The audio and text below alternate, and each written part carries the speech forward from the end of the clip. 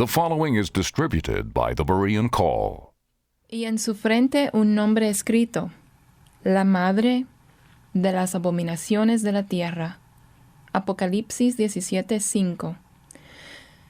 La Iglesia enseña y ordena que el uso de indulgencias, que es muy beneficioso para los cristianos y está aprobado por la autoridad de los sagrados concilios, debe mantenerse en la Iglesia, y condena con maldición a los que dicen que las indulgencias son inútiles o que la Iglesia no tiene el poder para otorgarlas. Concilio Vaticano II.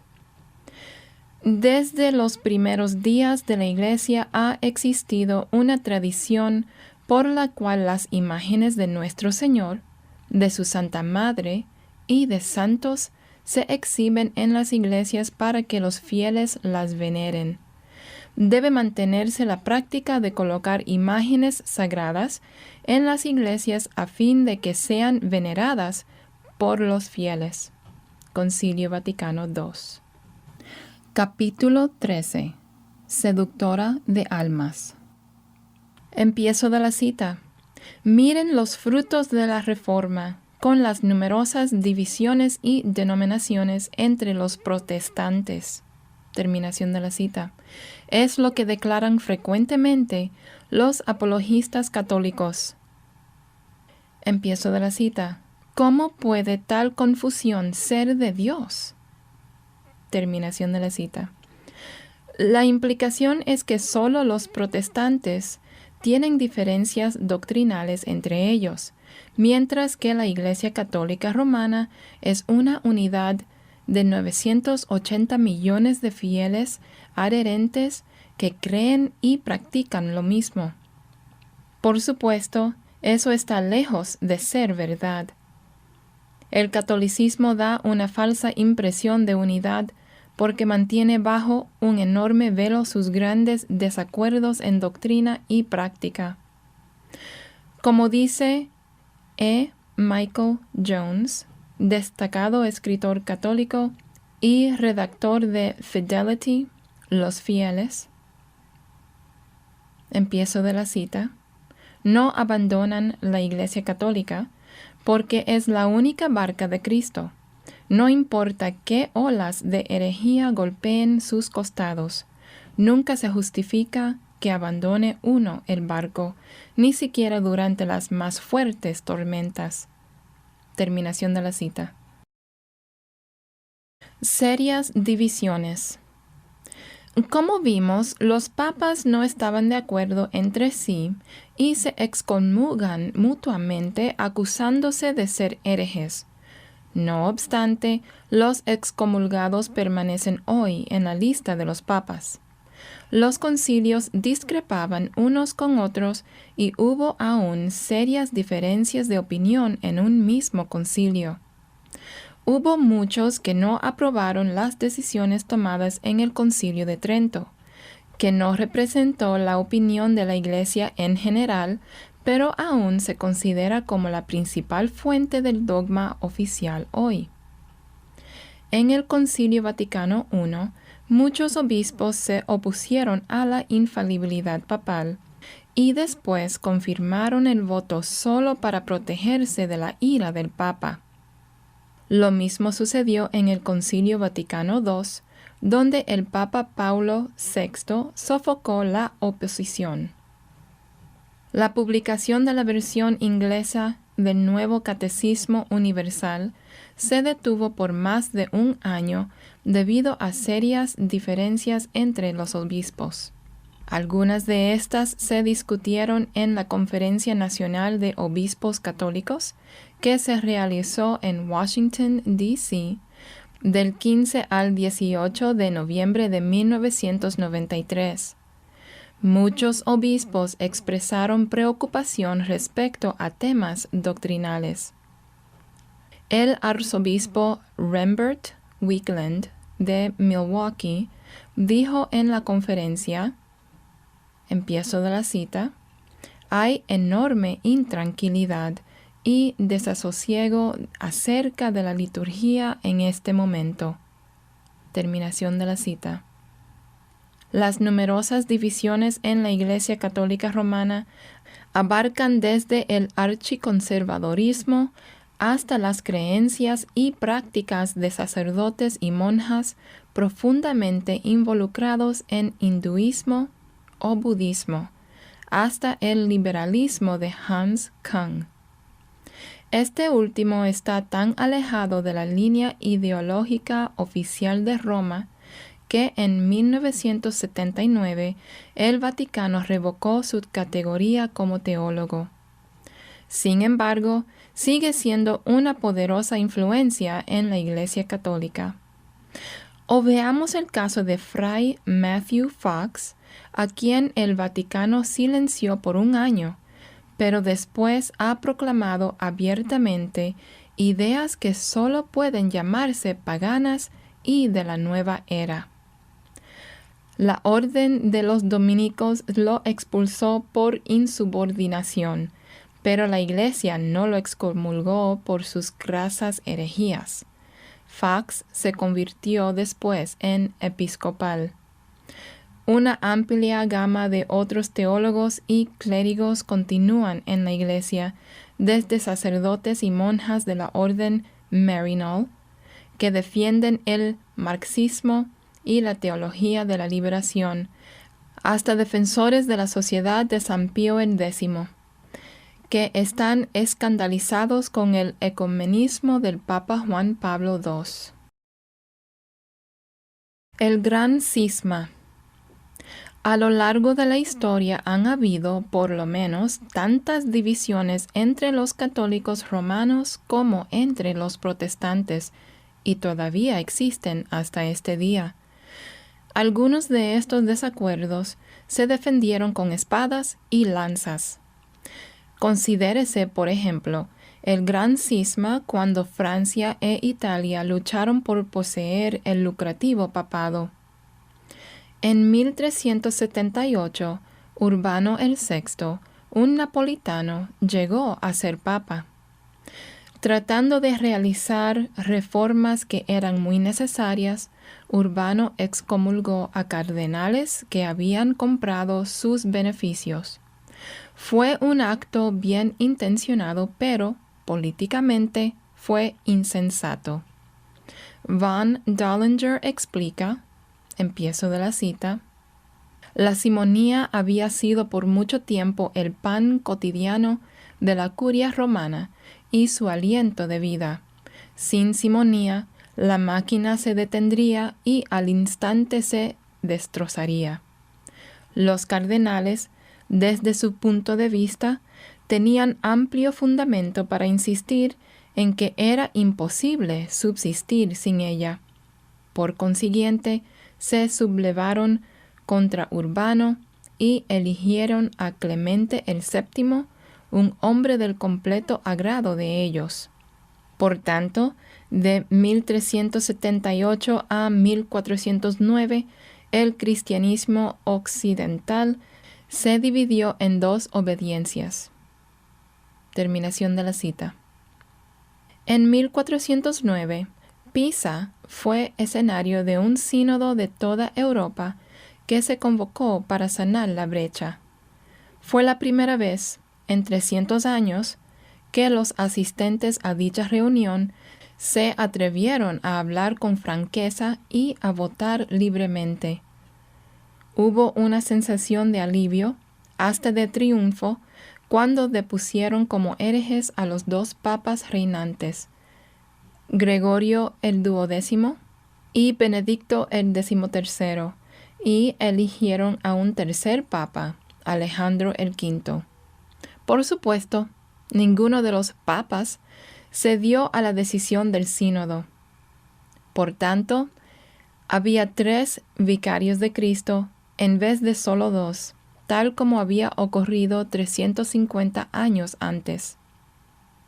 Esta situación duró desde 1409 hasta 1415.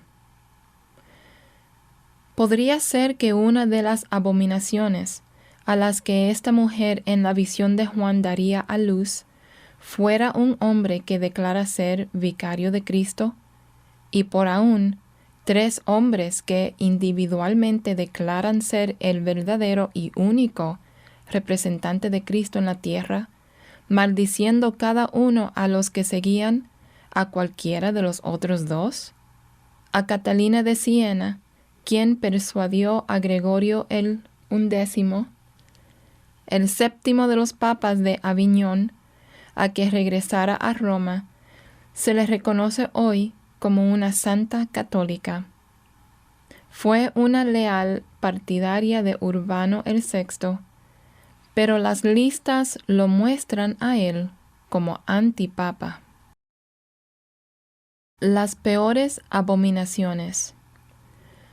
Justo antes de su muerte, Catalina de Siena, que solía tener largos trances en los cuales supuestamente veía el cielo, el purgatorio y el infierno, recibió permiso de Dios, según ella, para, empiezo de la cita, que ella llevara el castigo por todos los pecados del mundo.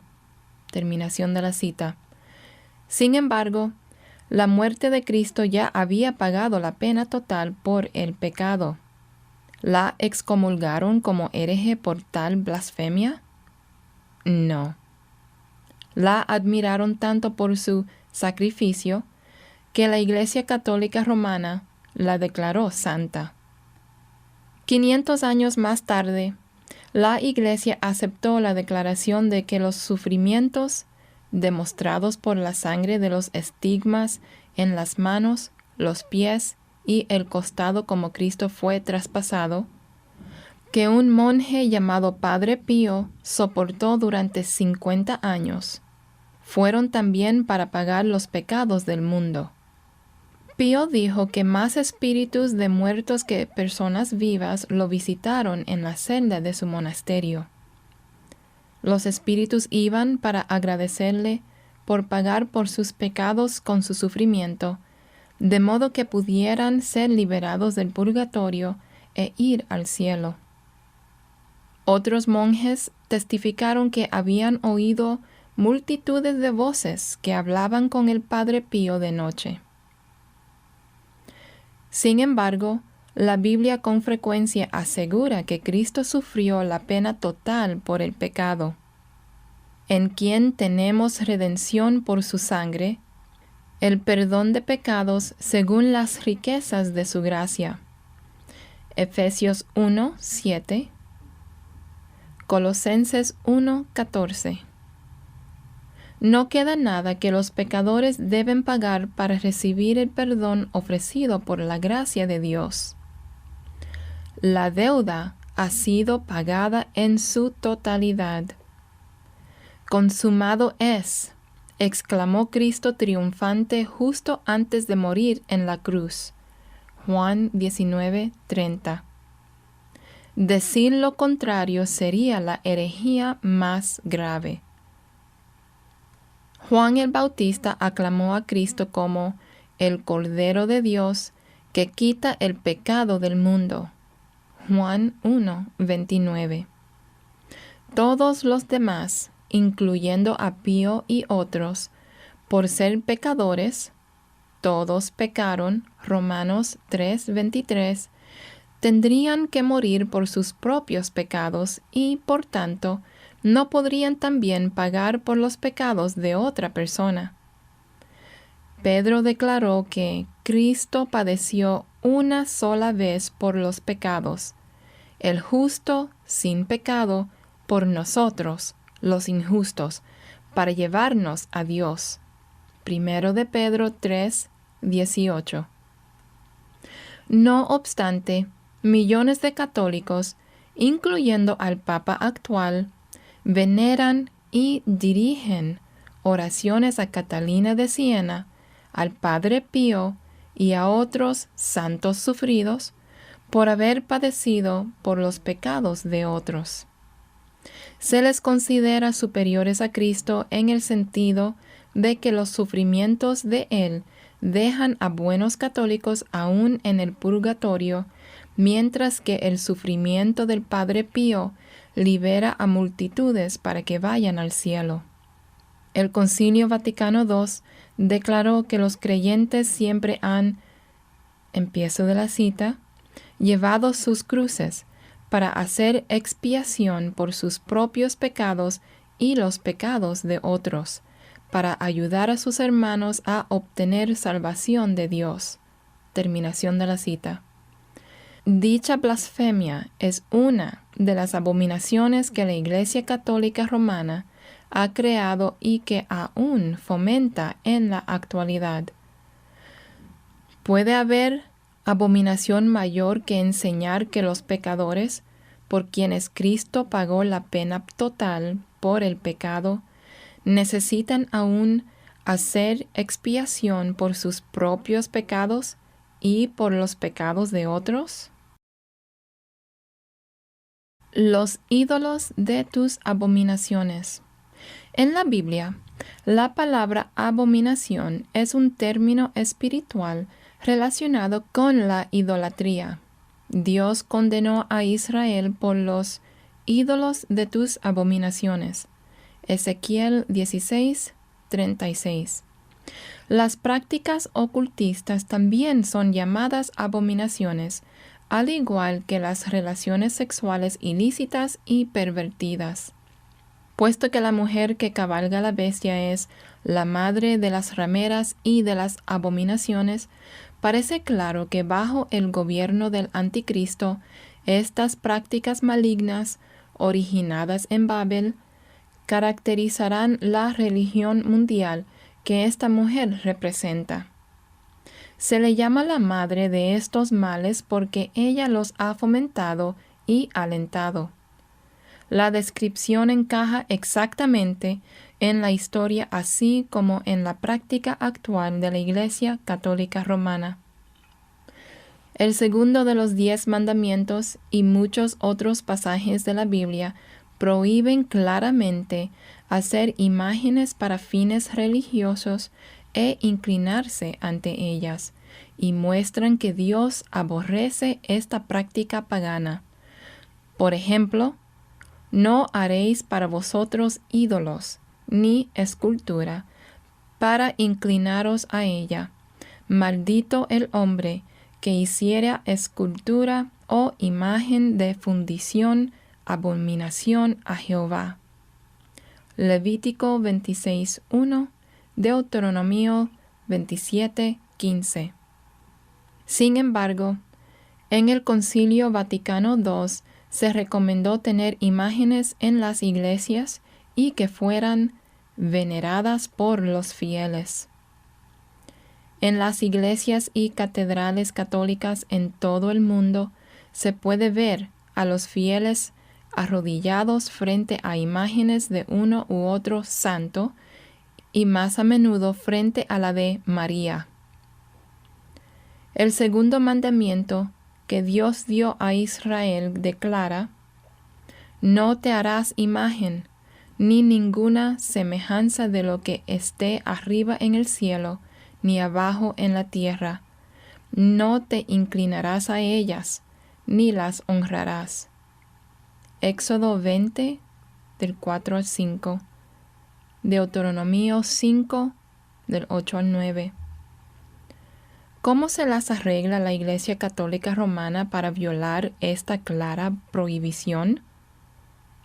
Para ello hace algo peor que ignorarla. Literalmente, se la oculta a la gente. Al hablar de los 10 mandamientos, los catecismos católicos omiten el segundo mandamiento que prohíbe imágenes y dividen en 2 partes el último, que prohíbe la codicia. Así rechazan en forma flagrante un claro mandamiento de Dios. Además, encubren tal rechazo deshonestamente, pretendiendo que no existe ese mandamiento.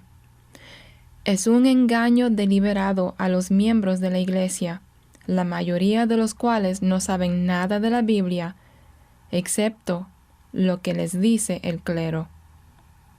Cuando el emperador León III promulgó un edicto desde Constantinopla, exigiendo que se bautizara a la fuerza a los judíos, todo el mundo lo alabó.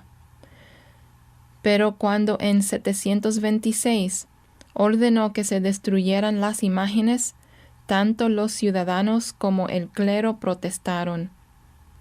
El Papa Gregorio II afirmó que la gente no adoraba las imágenes, sino que las veneraba. Sin embargo, la verdad se descubrió en la carta que le escribió al emperador. Empiezo de la cita. Pero en cuanto a la estatua de San Pedro, la que todos los reinos del occidente estiman como a un dios en la tierra, todo el occidente se vengaría terriblemente si fuera destruida. Terminación de la cita. Alrededor de Ravenna se libró una guerra sangrienta por este problema y un sínodo de Roma excomulgó a todos los que se atrevieron a atacar las imágenes. Los cristianos no habían usado imágenes sino hasta que Constantino llegó a ser la cabeza de facto de la Iglesia. La puerta que se le abrió al paganismo en esa época no se ha cerrado jamás. Procurando acomodar a los paganos que se le unían, la Iglesia conservaba sus ídolos con nombres cristianos. Esta práctica todavía es parte hoy de la santería, el vudú, etc. Los apologistas católicos insisten en que no veneran la imagen misma, sino al santo que representa. No obstante, el Papa Juan Pablo II promueve abiertamente la creencia pagana de que las imágenes tienen poder. El Papa recientemente declaró en la Basílica de San Pedro, empiezo de la cita, parece que se transfiriera una misteriosa presencia del prototipo trascendente a la sagrada imagen. Por tanto, la contemplación devota de dicha imagen se ve como una senda real y concreta de purificación del alma del creyente, porque la imagen misma, bendecida por el sacerdote, puede, en cierto sentido, por analogía con los sacramentos, considerarse realmente como canal de la gracia divina. Terminación de la cita. La Biblia continuamente condena esa idolatría como adulterio o fornicación espiritual.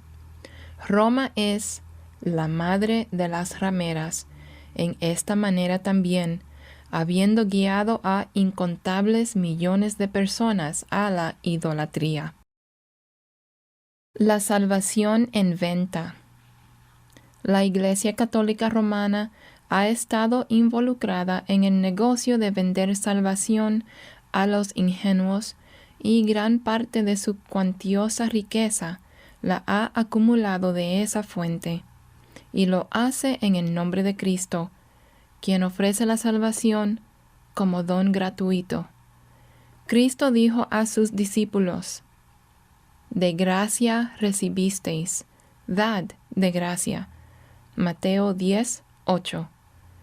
No puede existir mayor abominación que vender salvación, pero Roma nunca se ha arrepentido de esta maldad y continúa practicándola hasta ahora.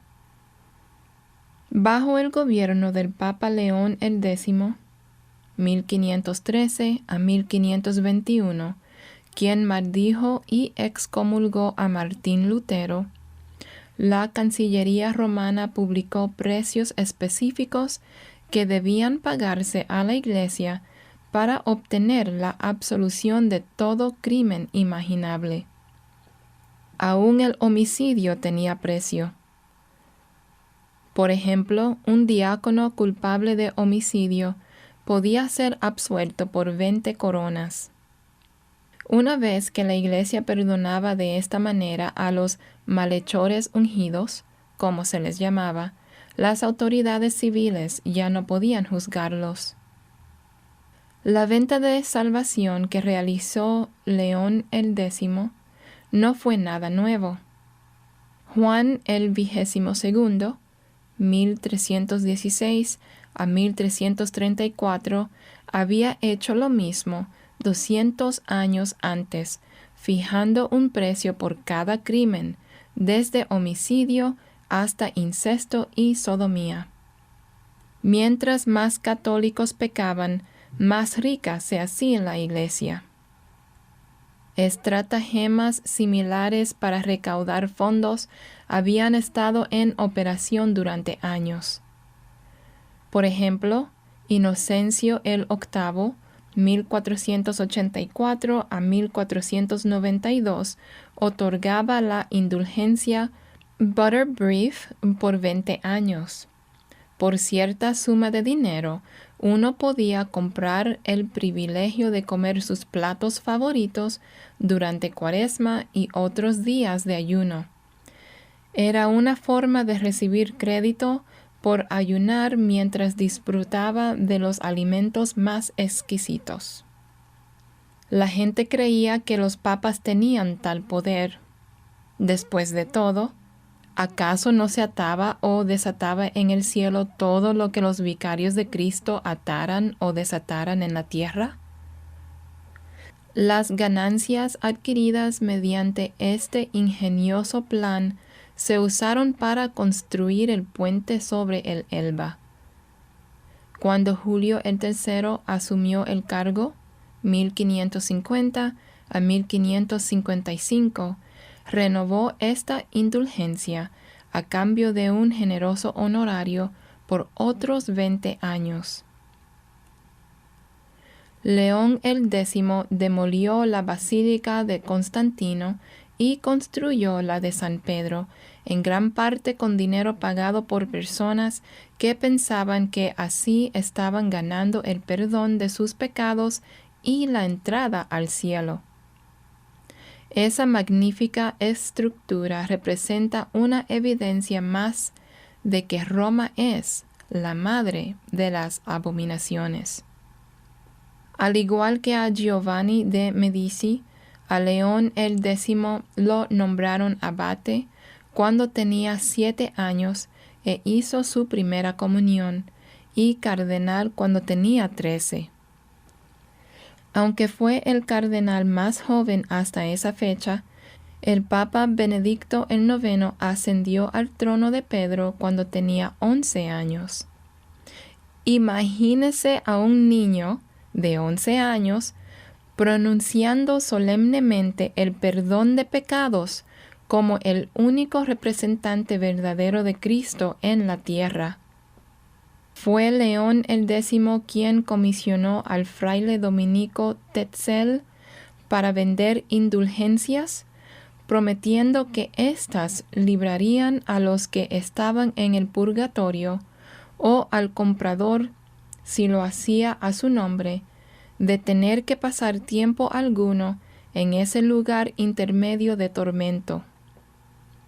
El infame anuncio de venta de Tetzel decía, empiezo de la cita, tan pronto como la moneda tintinea en el arca, un alma del purgatorio salta. Terminación de la cita. ¿Cómo podía una persona ser tan ingenua como para creer que el perdón de los pecados, por los cuales Cristo tuvo que soportar toda la ira de Dios en la cruz, podía comprarse con dinero? Es evidente que este Dios del catolicismo, que actúa en respuesta a cualquier reglamento que invente una iglesia corrupta, no es el Dios de la Biblia. Fue esta abominación en particular de vender la salvación lo que escandalizó a Martín Lutero y originó la Reforma. Algunos protestantes bien intencionados que quieren creer lo mejor piensan que el catolicismo romano se ha librado de las abominaciones del pasado, incluyendo las indulgencias. El libro de Charles Colson, The Body, El Cuerpo, contiene ejemplos de esa información incorrecta. Aunque el libro trata con elocuencia muchas verdades, presenta erróneamente al catolicismo romano como cristianismo bíblico, haciendo un llamado a los evangélicos para que adopten una actitud de unidad. Colson escribe, empiezo de la cita, por ejemplo, los reformadores atacaron la corrupta práctica de vender indulgencias. Hoy ellas, las indulgencias, han desaparecido, excepto por las prácticas equivalentes del presente por parte de vendedores inescrupulosos, irónicamente, en su mayoría protestantes, quienes, por la televisión, prometen sanidad y bendiciones a cambio de contribuciones. Terminación de la cita. Apoyamos su condenación de los vendedores inescrupulosos que piden dinero por la televisión, pero nos asombra su incorrecta interpretación de Roma. Un importante documento del Concilio Vaticano II dedica 17 páginas para explicar lo que son las indulgencias y cómo obtenerlas, y excomulga y condena a todo el que niegue que la Iglesia tiene derecho hoy de otorgar indulgencias para obtener salvación. Las reglas son complejas, absurdas y abominables. Tratemos de imaginar a Dios honrando tales reglamentos, como el de otorgar ciertas indulgencias, empiezo de la cita, solo en días establecidos por la Santa Sede, o que una indulgencia plenaria aplicable solo a los difuntos puede ganarse en todas las iglesias el 2 de noviembre. Terminación de la cita, etc. La enseñanza total sobre las indulgencias niega la suficiencia del sacrificio redentor de Cristo en la cruz por los pecados. Véase apéndice B para conocer más detalles. Algunas indulgencias antiguas continúan en vigor aún en estos tiempos. Un aviso en Inside the Vatican, dentro del Vaticano, les recordó a los católicos que el 28 y 29 de agosto de 1994 habría una oportunidad extraordinaria para obtener una indulgencia especial. Empiezo de la cita.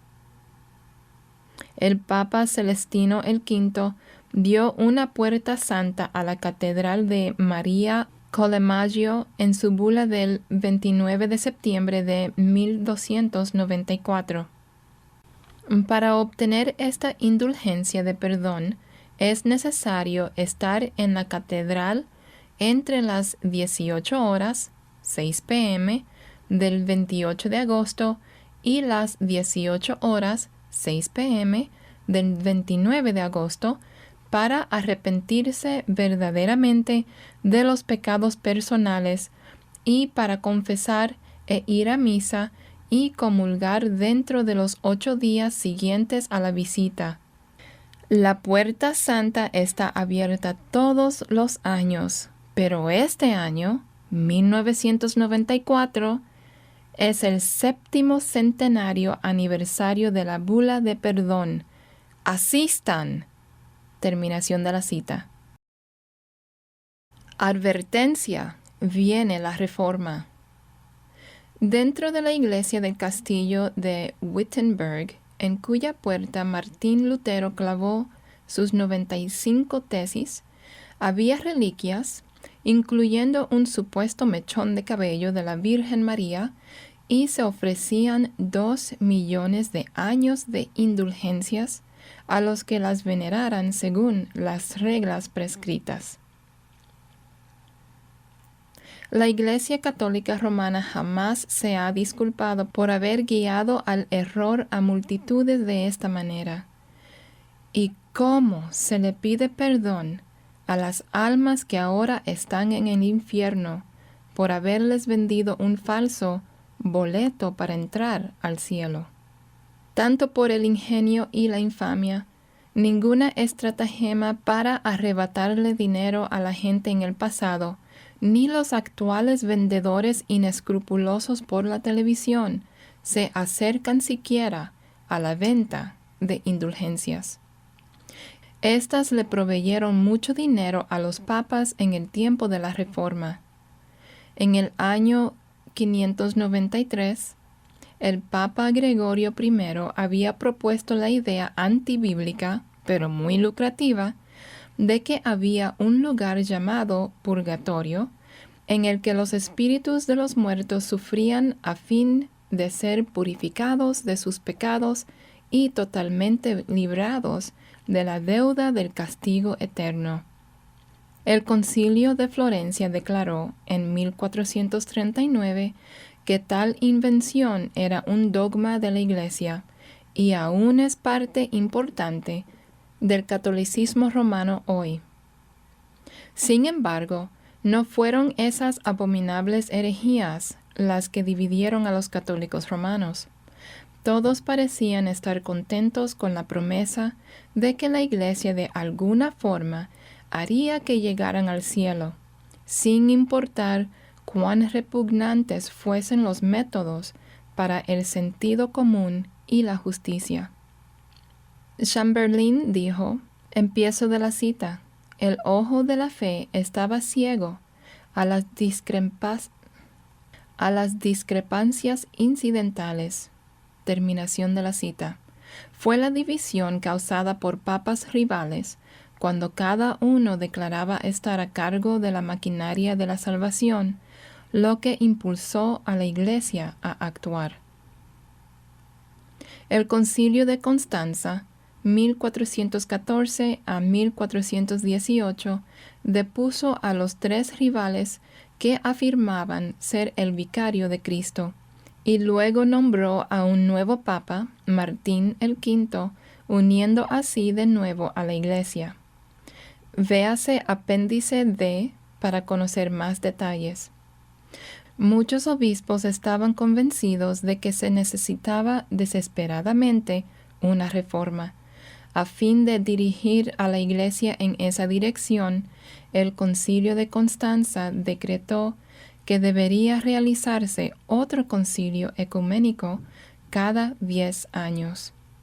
El Papa Martín el V debidamente, empiezo de la cita, convocó al concilio en 1423 para que se reuniera primero en Pavia, luego en Siena, pero cada vez que se manifestaba alguna señal de intento de reforma, lo disolvía, debido a que eran pocos los presentes. No obstante, poco antes de su muerte, convocó al nuevo concilio para que se reuniera en Basilea. El sucesor de Martín el V, Eugenio el IV, no pudo evitar el llevar a cabo el deber que había heredado de su predecesor, a lo cual ya se había comprometido en el cónclave. Terminación de la cita. La lucha por la supremacía. Eugenio ordenó, con un pretexto, que el concilio se disolviera casi de inmediato, pero la asamblea rehusó hacerlo y se inició una contienda con el Papa, al principio con el respaldo general del pueblo de Europa y el rey Segismundo. El Papa excomulgó a los prelados involucrados, pero fue en vano. El concilio recibió apoyo de reyes, príncipes, obispos, prelados y universidades a favor de una reforma. Bajo presión, el Papa se vio obligado a sancionar plenamente al concilio, lo que constituye otro reconocimiento de la superioridad del concilio sobre el Papa, lo que Pío IX logró cambiar por completo en el Concilio Vaticano I. El concilio depuso a Eugenio, calificándolo como, empiezo de la cita, notorio perturbador de la paz, y la unidad de la Iglesia de Dios, simoníaco, perjuro, hombre incorrible, cismático, apóstata de la fe, hereje obstinado, despilfarrador de los derechos y de la propiedad de la Iglesia, incapaz y perjudicial a la administración del pontificado romano. Terminación de la cita.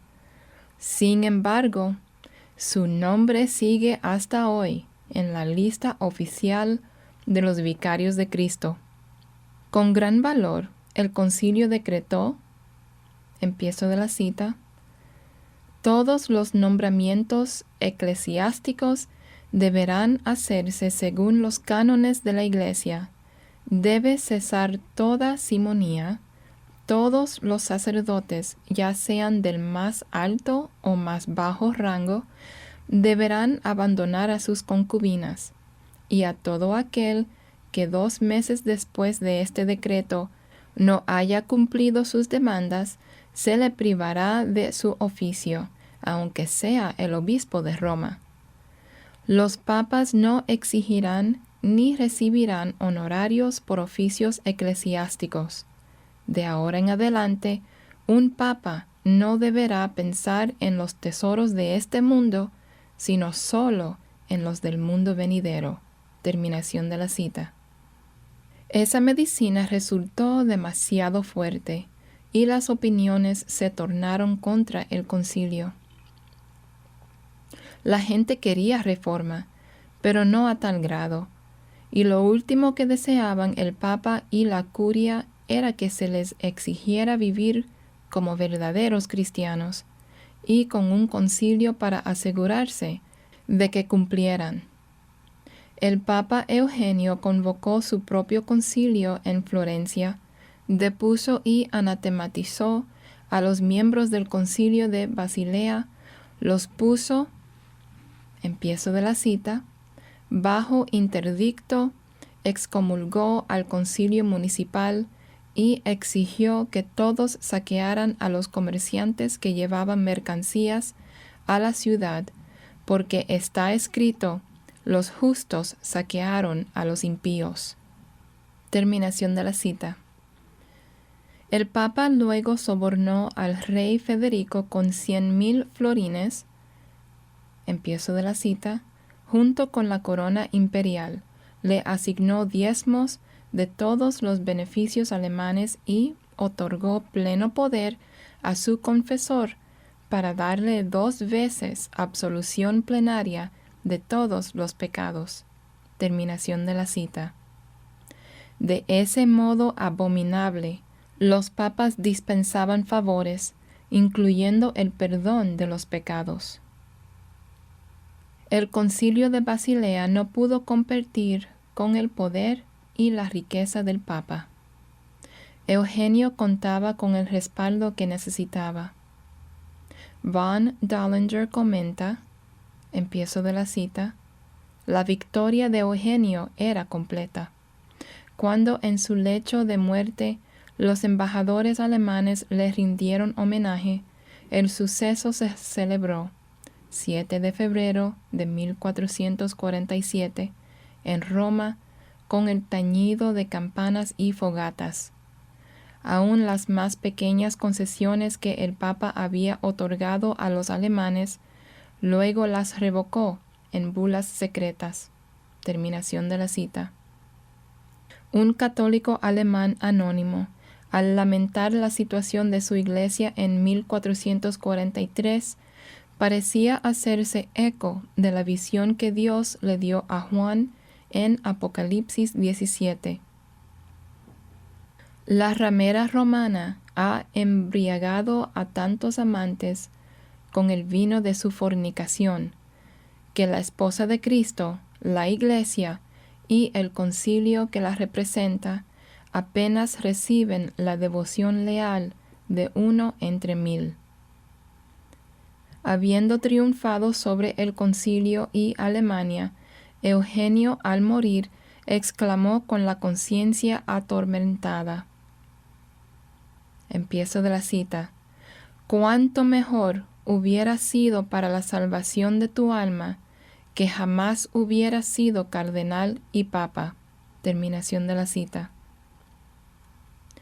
El siguiente papa, Nicolás V, 1447 a 1455, anuló los decretos de Eugenio contra el Concilio de Basilea. Sin embargo, ambos están incluidos en la lista oficial de papas hasta hoy. Era la última oportunidad de que el papado se reformara, pero no sucedió. Los diligentes falsificadores de la curia pronto estaban produciendo más documentos falsos para demostrar la infalibilidad de los papas y su dominio sobre todos. La corrupción de la época. El dominio de Roma sobre la Iglesia y el mundo durante más de 1000 años, mediante excomunión, tortura y muerte, condujo a una corrupción de tales proposiciones que aún el mundo secular sintió vergüenza y horror. El clamor por una reforma en la Iglesia resonó a través de la cristiandad. Sin embargo, todos sabían que eso sería imposible mientras la corte de Roma continuara como estaba.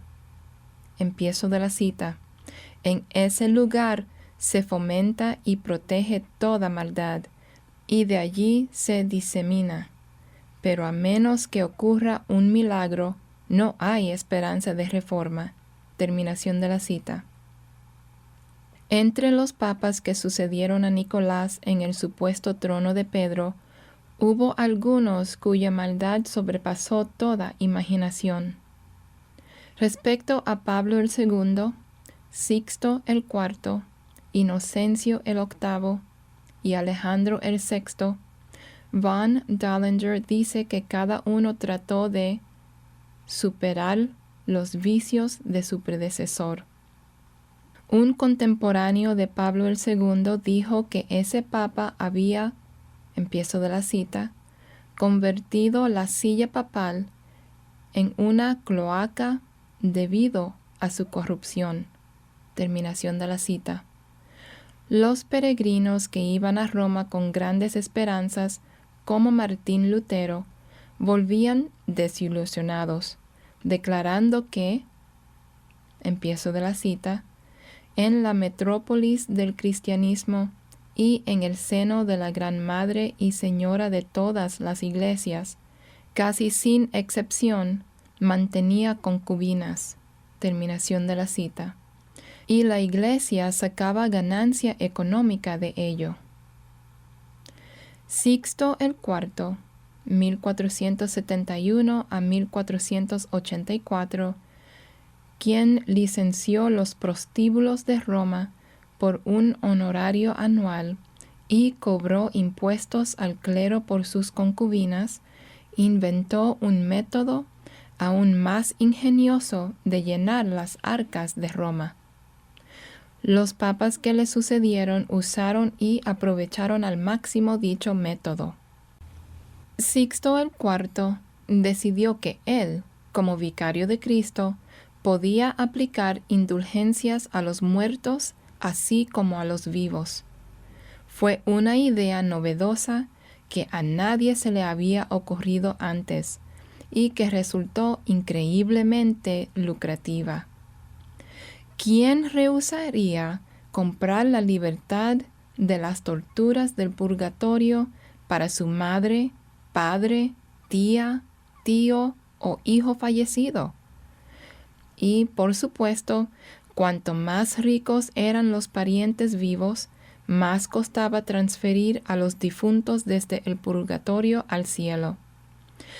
Nos asombra que alguien pudiera creer en la palabra de un papa tan malvado, pero Sixto el IV no era peor que muchos otros, y, después de todo, malo o no, era el vicario de Cristo y sucesor de Pedro, ¿no es cierto?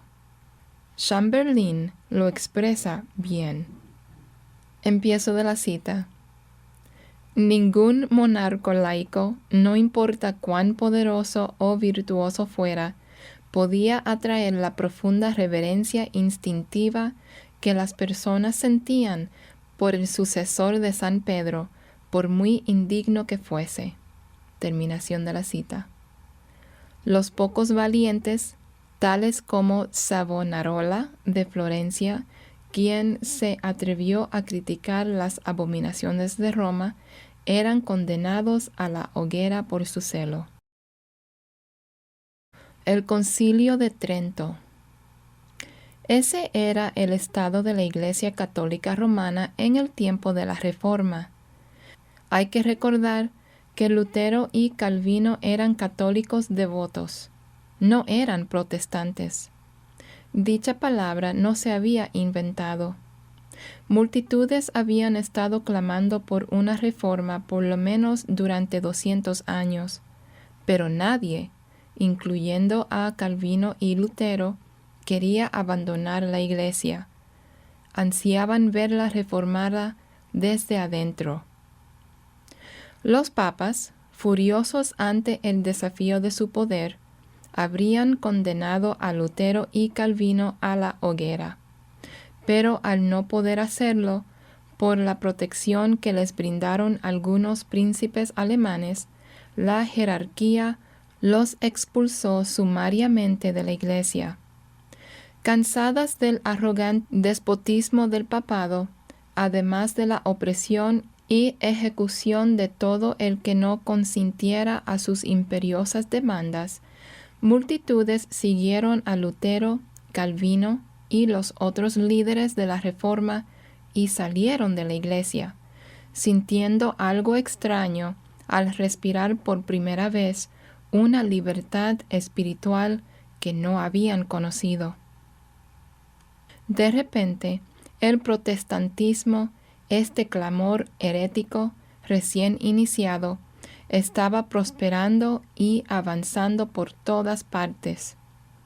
El Papa Pablo III vio que se reducía su imperio y que su influencia sobre los reyes llegaba a su fin.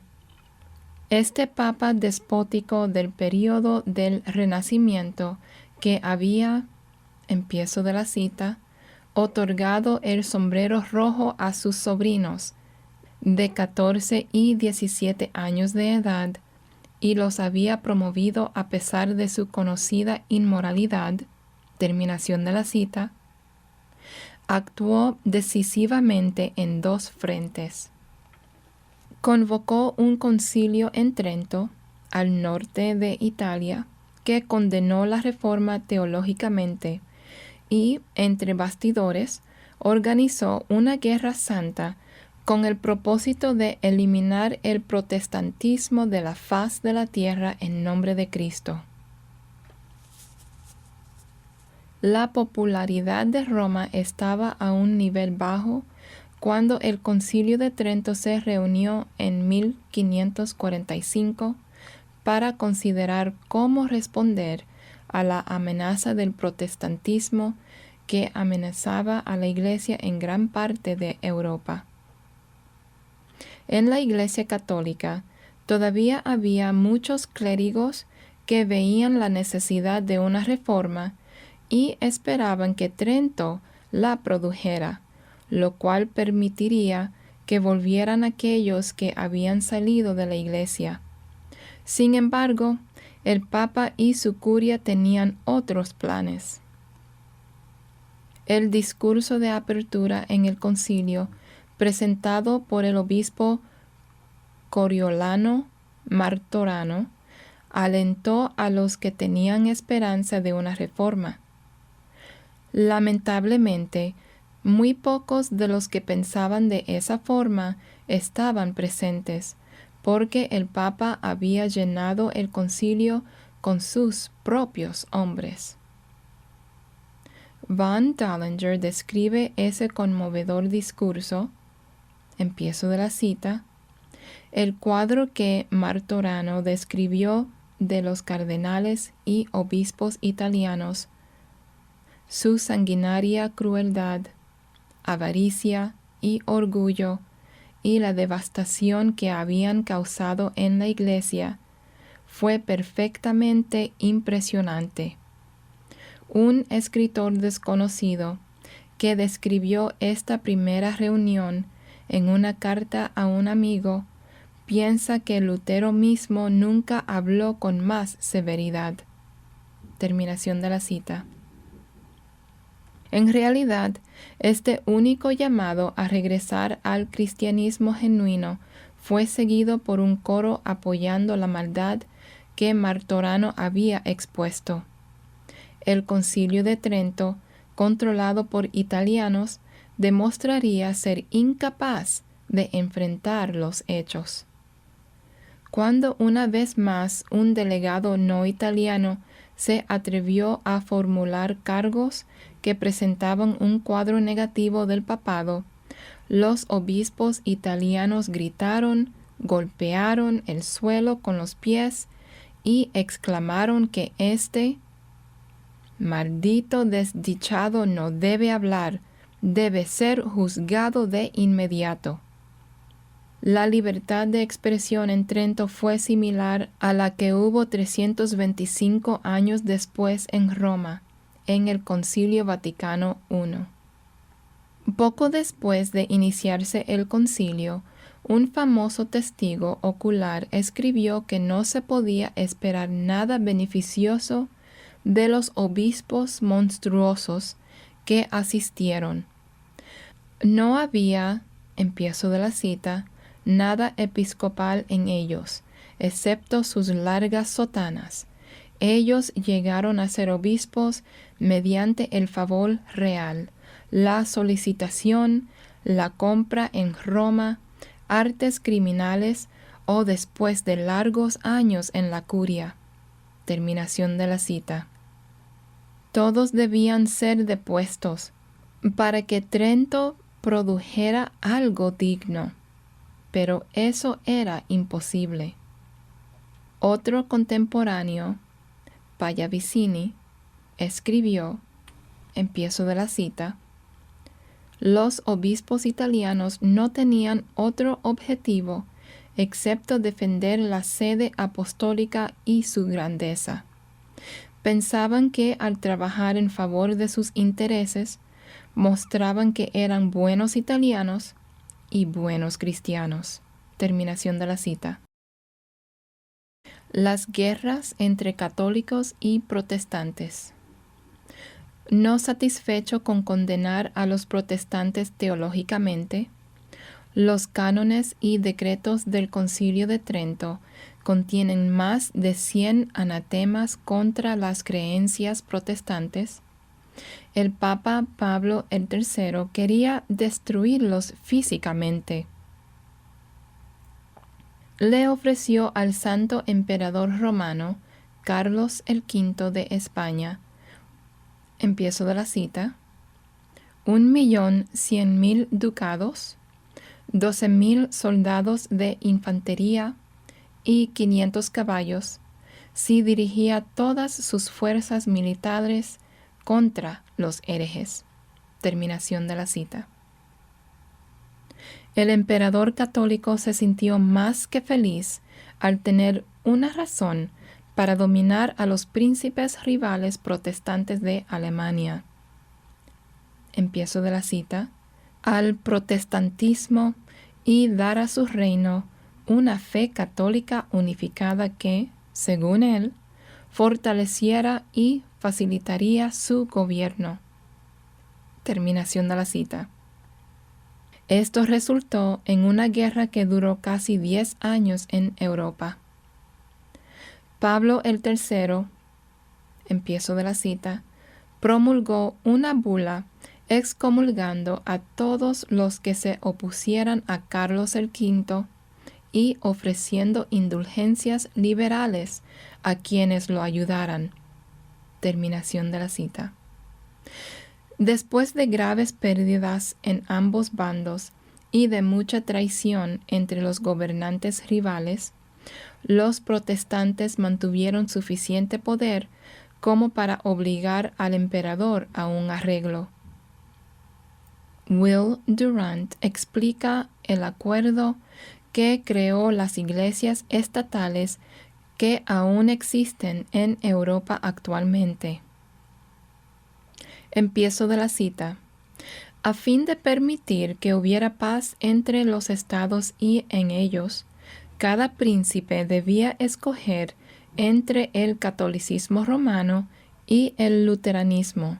Todos sus súbditos debían aceptar la religión del reino al que pertenecía, y aquellos a quienes no le gustara debían emigrar. Ninguno de los bandos fingió ofrecer tolerancia, el principio que la Reforma había sostenido en el inicio de su rebelión, el derecho a la opinión privada, fue rechazado totalmente por los líderes protestantes y por los católicos. Los protestantes estuvieron de acuerdo con Carlos V y los papas en que la unidad en las creencias religiosas era indispensable para disfrutar de orden social y paz. Los príncipes debían desterrar a los disidentes en vez de quemarlos. La verdadera victoria no consistió en la libertad de culto, sino en la libertad de los príncipes.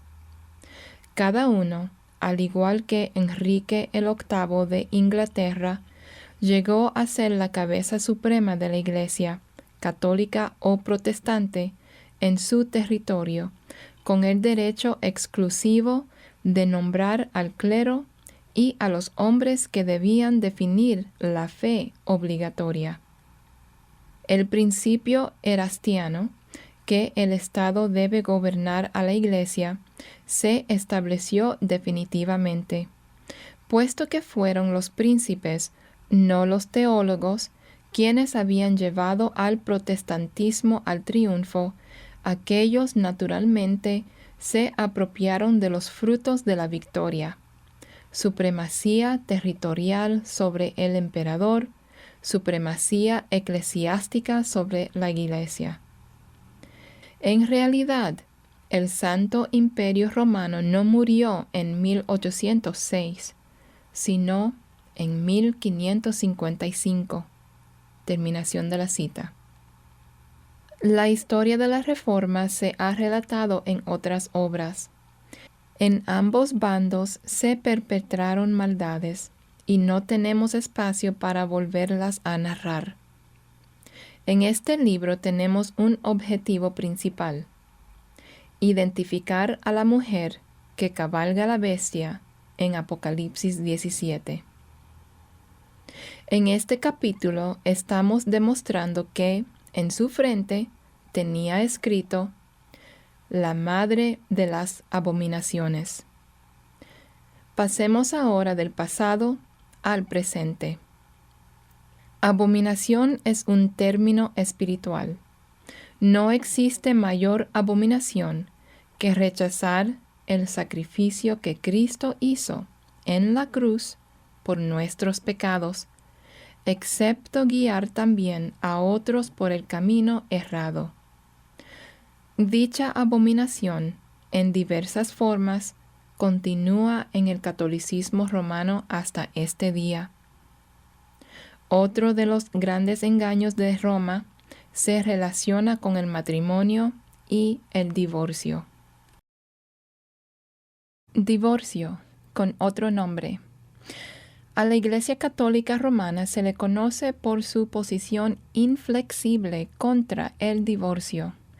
Sin embargo, al mismo tiempo, es una verdadera y singular fábrica de divorcios, y lo oculta dándole engañosamente otro nombre. La Iglesia, solo en los Estados Unidos, otorga decenas de miles de anulaciones cada año. El uso que hace de la psicología es particularmente perverso. Muchas anulaciones se otorgan por razones psicológicas, como la de haber sido criado en una familia disfuncional, o no estar preparado psicológicamente para un casamiento que ocurrió décadas antes y produjo varios hijos. Esto es el extremo de la hipocresía y el cinicismo, y otra de las abominaciones que Roma ha engendrado. Veamos aquí parte de la carta típica a una mujer afligida, enviada por una diócesis católica para justificar la anulación otorgada a su esposo después de 30 años de matrimonio. 5 hijos, el esposo y la esposa son católicos. Empiezo de la cita. Esta investigación realizada por un tribunal de la Iglesia Católica determina si, en la fecha cuando se celebró la boda, faltaba un elemento esencial del sacramento del matrimonio. Si una cuidadosa investigación determina que un elemento tal estaba ausente, según lo percibe la Iglesia, entonces, por lo que concierne a la Iglesia Católica, su matrimonio no la obliga a usted o al Señor a continuar unidos. Esta decisión no tiene implicaciones civiles y no hace que sus hijos sean ilegítimos. Terminación de la cita. Por supuesto que no hay implicaciones civiles. A pesar de lo injustos que pueden ser a veces los tribunales, los jueces civiles todavía no están preparados para fingir que un casamiento realmente no ocurrió, y solo porque una de las partes ahora declara que no estaba psicológicamente preparado o preparada en ese tiempo, o que albergaba ciertas dudas de que el matrimonio tuviera éxito. Desafortunadamente, algunos católicos ahora, en la fecha del casamiento, le entregan a sus abogados cartas secretas en las que expresan dudas sobre su matrimonio, por si acaso quieran anularlo después. El sentido común indica que si tenemos dudas, entonces los votos no deberían tomarse. Y una vez que se hace la promesa de ser fiel para bien o para mal, debería cumplirse. Si las parejas pueden hacer votos solemnes de fidelidad y después quebrantarlas sin castigo y con la bendición de la Iglesia, entonces se debilitan todas las relaciones interpersonales, sean comerciales o privadas. Ya en nadie se puede confiar en cuanto al cumplimiento de promesas. En el programa de televisión Prime Time del 6 de enero de 1994, se trató de las anulaciones matrimoniales católicas. Un sacerdote recordó que un abogado canónico de la Iglesia le dijo, empiezo de la cita, Carlos, en los Estados Unidos no hay matrimonio católico que no podamos anular. Terminación de la cita. Varias mujeres invitadas contaron que sus ex esposos, después del divorcio, pidieron la anulación para casarse otra vez en la iglesia. Barbara Zimmerman, casada por 27 años y madre de 5 hijos. Pat Cadigan, casada por 23 años. Sheila Rosh Kennedy, casada por 12 años con el diputado Joseph P. Kennedy II, el hijo mayor de Robert Kennedy y madre de sus hijos mellizos. Un sacerdote católico que estaba en el programa, Fray Patrick Cogan, explicó que las anulaciones se otorgan aunque la Iglesia no cree en el divorcio, porque, empiezo de la cita, la Iglesia Católica cree que debe sujetarse a un principio superior. Terminación de la cita. ¿En serio? Explicó que la anulación significa que en realidad nunca hubo casamiento. La señora Kennedy respondió enojada. Empiezo de la cita. Decir que nunca sucedió un matrimonio que duró casi 13 años, que se realizó después de un noviazgo de 9 años y un casamiento que creó 2 hijos maravillosos es, a mi modo de ver, infame. Terminación de la cita. Joseph Kennedy le había explicado a ella, empiezo de la cita, tienes que entender que nadie cree esto de todos modos. Es simplemente palabrería católica. Es la forma en que la Iglesia exige que lo digamos, así que no lo tomes tan seriamente. Terminación de la cita. Aunque Roma afirma que defiende la santidad, a la vez corrompe a sus seguidores. En Prime Time, Barbara Zimmerman declaró, empiezo de la cita, que mi iglesia diga, ustedes no pueden divorciarse, pero anularemos su matrimonio y eso arreglará las cosas. Es repugnante, es sórdido, es deshonesto. Es como decir, vamos a arreglárnoslas para violar nuestras propias reglas. Terminación de la cita. Las implicaciones eternas son serias. Si no se puede confiar en lo que la Iglesia Católica dice acerca del matrimonio y el divorcio, ¿cómo se puede confiar en ella cuando habla de la salvación? Ser engañado en esta vida es ya muy costoso, pero ser engañado con consecuencias para la eternidad es una pérdida de la cual nadie puede recuperarse. El cáliz de oro que llevaba en la mano la mujer que cabalga la bestia estaba lleno de abominaciones y de la inmundicia de su fornicación. Apocalipsis 17:4. No hay y nunca ha habido una ciudad en la tierra, excepto la Roma cristiana, que corresponda perfectamente a esa descripción. Ha sido la seductora de almas, guiando a multitudes a las abominaciones de la idolatría, la inmoralidad sexual, la negación de la suficiencia de la obra redentora de Cristo en la cruz y, en su lugar, la venta de una salvación falsa. Y lo ha hecho mientras presume de ser la única iglesia verdadera que actúa en nombre de Cristo.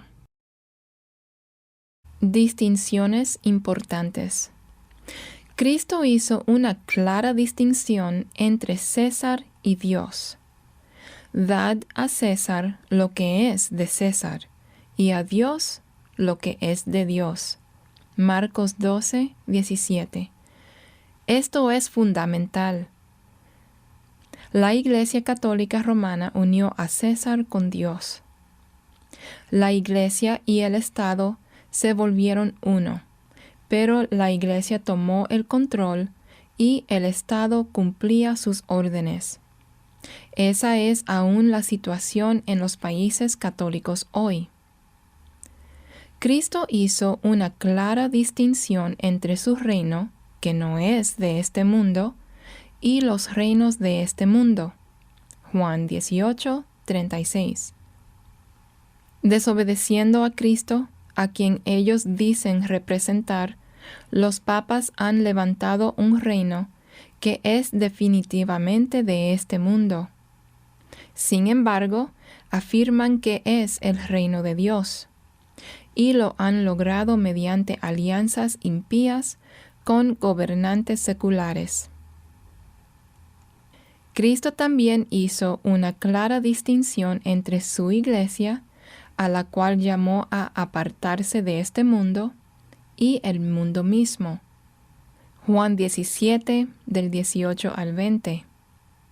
Juan declaró, no améis al mundo, ni las cosas que están en el mundo. Si alguno ama al mundo, el amor del Padre no está en él. 1 de Juan 2:15. Las distinciones que Cristo hizo deben ser obedecidas por los que pertenecen a Él. El que me ama, mi palabra guardará. El que no me ama, no guarda mis palabras. Juan 14, del 23 al 24. ¿Por qué me llamáis Señor, Señor, y no hacéis lo que yo digo? Lucas 6:46. Please visit our website, thebereancall.org, to access our radio archives going back to 1999 and our newsletter going back to 1986. We offer daily updates by email or visit us on Facebook or Twitter. Are you looking for information about a specific topic? Go to thebereancall.org and click on Topics at the top of the page. Our online store is thebereancall.com. We offer a wide variety of books, tracts, CDs, and DVDs. Note that most of our ebooks are free. I'm Gary Carmichael. Thanks for tuning in, and we hope you can join us again next week.